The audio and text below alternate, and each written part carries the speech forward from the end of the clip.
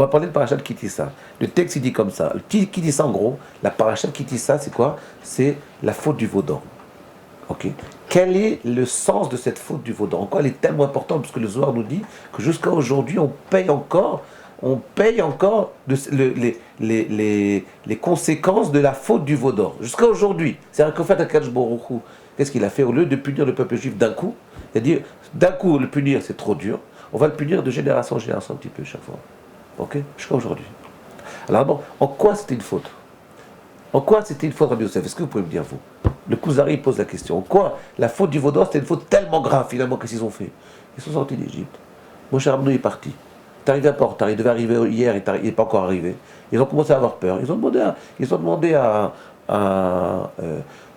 Aaron à Cohen.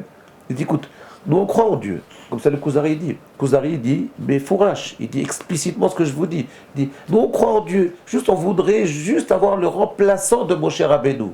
C'est qui le remplaçant de Moshe Rabbeinu? C'est un veau. Tu nous fais un veau, un veau en or. On te donne tous nos bijoux, tu nous fais un veau en or, et nous on va demander à ce veau d'être l'intermédiaire entre nous et Akadosh Baruch Hu. Mais nous on croit à Akadosh Baruch Hu. En quoi c'est tellement grave? Rabbi Yosef, je vous écoute.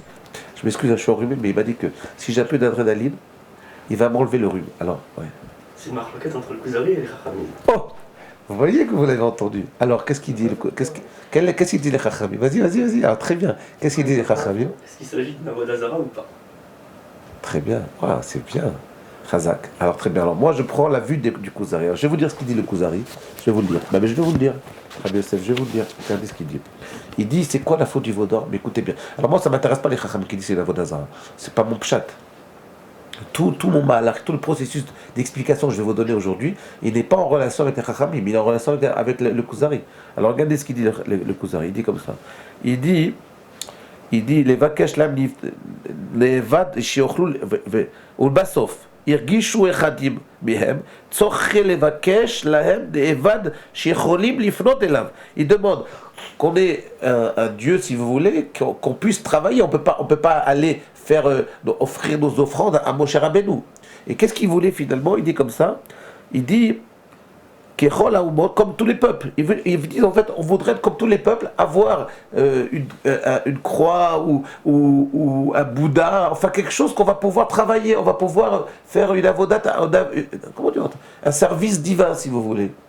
Et donc, il demandait en fait Emrak Bikshu, Sheye Itam Tamid, Nevad Mouchashi. Ils ont demandé qu'il soit toujours devant eux un Nevad Mouchashi. Comment vous traduisez ce Nevad Mouchashi? Si vous voulez, une représentation concrète du divin. Pour quelle raison, Rabbi Yosef? On ne peut pas tellement leur en vouloir de ça.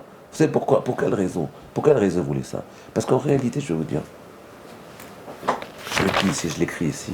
En réalité, je vais vous dire quelque chose. C'était comme les rêves qui fait ça. Il dit comme ça. Ouais, t'as compris?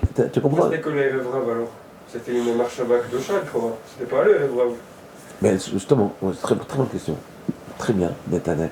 Netanel demande pourquoi c'est que. Parce que Rachid nous dit ici dans Parashat Kitissa, je vais vous le dire si vous voulez.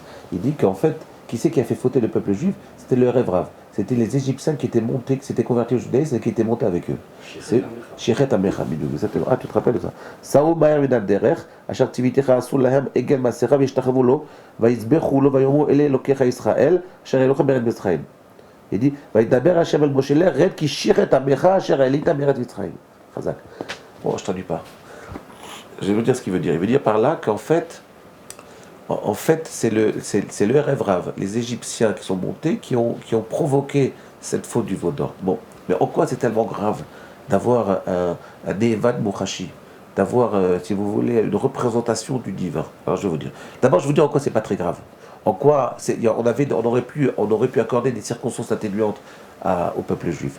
C'est que un homme, il a envie il peut pas travailler, il peut pas travailler avec des notions qu'il ne connaît pas. Vous voulez être Oved Hashem, priez par exemple. C'est très dur de prier devant un mur. Vous priez devant une statue, c'est plus facile.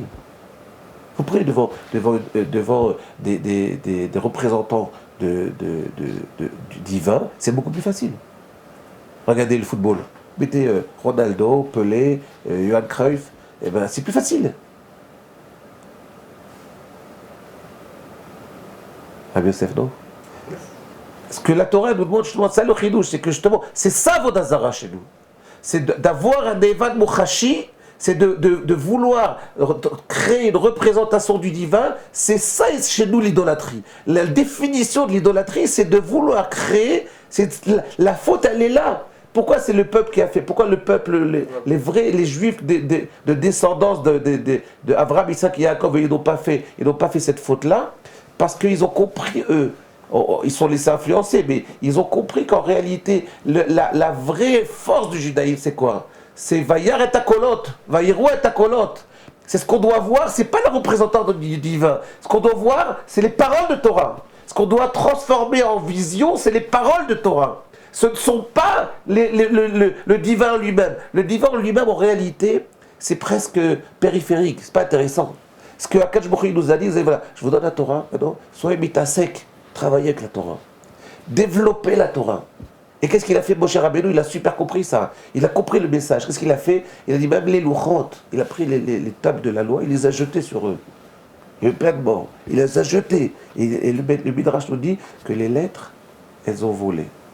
Pourquoi? Pour dire qu'en réalité, quand Moshe Rabbeinu il a détruit les tables, c'est pas les tables qu'il a détruit, c'est pas la Torah qu'il a détruit. La Torah elle est restée vivante. Parce que la Torah en réalité c'est les paroles de Torah, c'est les lettres de Torah, c'est les chidushim Torah. D'accord? Vous voyez, c'est les chidushim de la Torah, la nouveauté de la Torah. Et ça reste vivant, ça on peut pas le tuer. Par contre les tables elles-mêmes, si on en fait une idolâtrie, même ça il faut le détruire. C'est ça la réponse de Moshe Rabbeinu. Donc il a détruit les tables, vous n'avez rien compris. La Torah, par définition, on ne peut pas servir le représentant du divin. On ne peut pas créer une image du divin. La seule image qu'on peut créer, c'est une image de la compréhension de la Torah. C'est ce qu'on appelle Vayar et Takolot, de voir les voies.